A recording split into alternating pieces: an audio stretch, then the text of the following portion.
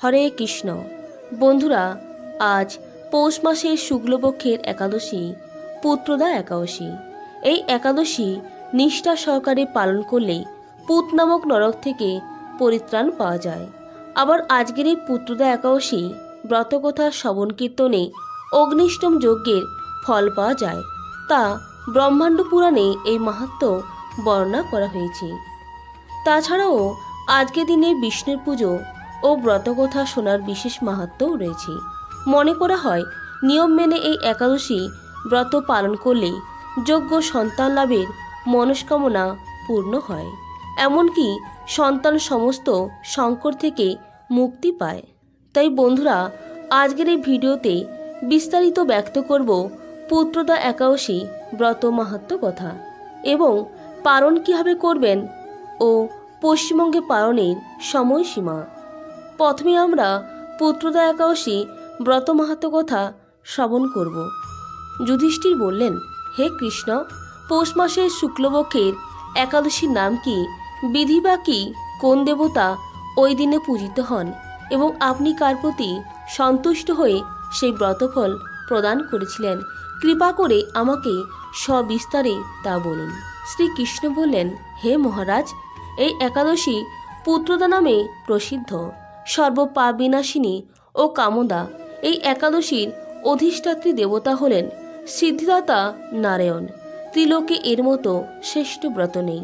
এই ব্রতকারীকে নারায়ণ বিদ্বান ও যশস্বী করে তোলেন। এখন আমার কাছে ব্রতের মাহাত্ম্য শ্রবণ করুন। ভদ্রাবতী পুরীতে সুকেতুমান নামে এক রাজা ছিলেন। তার রানীর নাম ছিল শৈবা। রাজদম্পতি বেশ সুখেই দিন যাপন করছিলেন। বংশ রক্ষার জন্য বহুদিন ধরে ধর্ম কর্মের অনুষ্ঠান করেও যখন পুত্রলাভ হলো না, তখন রাজা দুশ্চিন্তায় কাতর হয়ে পড়লেন। তাই সকল ঐশ্বর্যবান হয়েও পুত্রহীন রাজা মনে কোনো সুখ ছিল না। তিনি ভাবতেন, পুত্রহীনের জন্মবৃথা ও গৃহশূন্য। পিতৃদেব মনুষ্যলোকের কাছে যে ঋণ শাস্ত্রে উল্লেখ আছে তা পুত্র বিনা পরিশোধ হয় না। পুত্রবান জনের এ জগতে যশ লাভ ও উত্তম গতি লাভ হয় এবং তাদের আয়ু, আরোগ্য, সম্পত্তি প্রভৃতি বিদ্যমান থাকে। নানা দুশ্চিন্তাগ্রস্ত রাজা আত্মহত্যা করবেন বলে স্থির করলেন, কিন্তু পরে বিচার করে দেখলেন আত্মহত্যা মহাপাপ। এর ফলে কেবল দেহের বিনাশ মাত্র হবে, কিন্তু আমার পুত্রহীনতা দূর হবে না। তারপর একদিন রাজা নিবিড় বনে গমন করলেন। বন ভ্রমণ করতে করতে দ্বিপ্রহর অতিক্রান্ত হলে রাজা ক্ষুধা তৃষ্ণায় অত্যন্ত কাতর হলেন। এদিক ওদিক জলাধির অনুসন্ধান করতে লাগলেন। তিনি চক্রবাক, রাজহংস এবং নানা রকম মাছে পরিপূর্ণ একটি মনোরম সরোবর দেখতে পেলেন। সরোবরের কাছে মুনিদের একটি আশ্রম ছিল। তিনি সেখানে উপস্থিত হলেন। সরোবর তীরে মুনিগণ বেদপাঠ করছিলেন। মুনিবৃন্দের শ্রীচরণে তিনি দণ্ডবত প্রণাম করলেন। মুনিগণ রাজাকে বললেন, হে মহারাজ, আমরা আপনার প্রতি প্রসন্ন হয়েছি।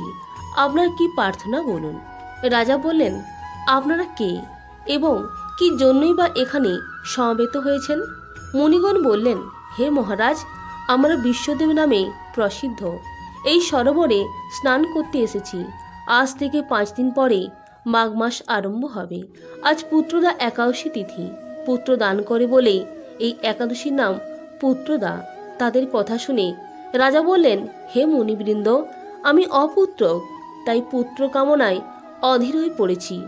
এখন আপনাদের দেখে আমার হৃদয়ে আশার সঞ্চার হয়েছে। এই দুর্ভাগা পুত্রহীনের প্রতি অনুগ্রহ করে একটি পুত্র প্রদান করুন।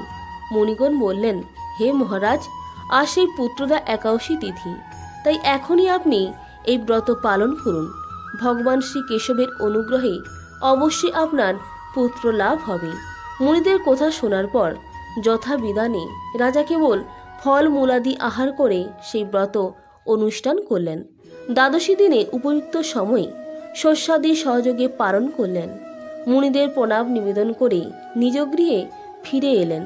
ব্রত প্রভাবে রাজা যথাসময়ে একটি তেজস্বী পুত্র লাভ হল। হে মহারাজ, এ ব্রত সকলেরই পালন করা কর্তব্য। মানব কল্যাণ কামনায় আপনার কাছে আমি ব্রত কথা বর্ণনা করলাম। নিষ্ঠা সহকারে যারা এই পুত্রদা একাদশী ব্রত পালন করবে তারা পুত নামক নরক থেকে পরিত্রাণ লাভ করবে। আর এই ব্রতকথা শ্রবণ কীর্তনে অগ্নিষ্টম যজ্ঞের ফল পাওয়া যায়, তা ব্রহ্মাণ্ড পুরাণে এই মাহাত্ম্য বর্ণনা করা হয়েছে। বন্ধুরা, এই ছিল আজকের পুত্রদা একাদশী ব্রত মাহাত্ম্য কথা। এখন আমরা জেনে নেব পালন কিভাবে করবেন ও পশ্চিমবঙ্গে পালনের সময়সীমা। পঞ্জিকাতে একাদশীতে যে পালনের সময় দেওয়া থাকে সেই সময়ের মধ্যে পঞ্চ রবিশস্য জাতীয় ভোগ ভগবানকে নিবেদন করবেন। তারপর একাদশীর পালন মন্ত্র 3 বার পাঠ করে ভগবানের প্রসাদ গ্রহণ করবেন। পালন করা একান্ত দরকার, নতুবা একাদশীর কোনো ফল লাভ হয় না। এবার জেনে নেব পশ্চিমবঙ্গে পালনের সময়সীমা। 22 জানুয়ারি সোমবার সকাল 6টা 26 মিনিট থেকে সকাল 10টার মধ্যে পালন সম্পূর্ণ করবেন। পালন মন্ত্রটি হল ও অজ্ঞান তিমিরান্ধস্য ব্রতে না নেব কেশব প্রশিষ্য মুখনাথ জ্ঞান দৃষ্টি প্রদভব। বন্ধুরা, আজকে দিনে গীতা ভাগবত পাঠ আলোচনায় বেশি করে সময় অতিবাহিত করবেন। এই তিথিতে গোবিন্দের লীলাস্মরণ এবং তার দিব্য নাম হরে কৃষ্ণ মহামন্ত্র জপ করবেন।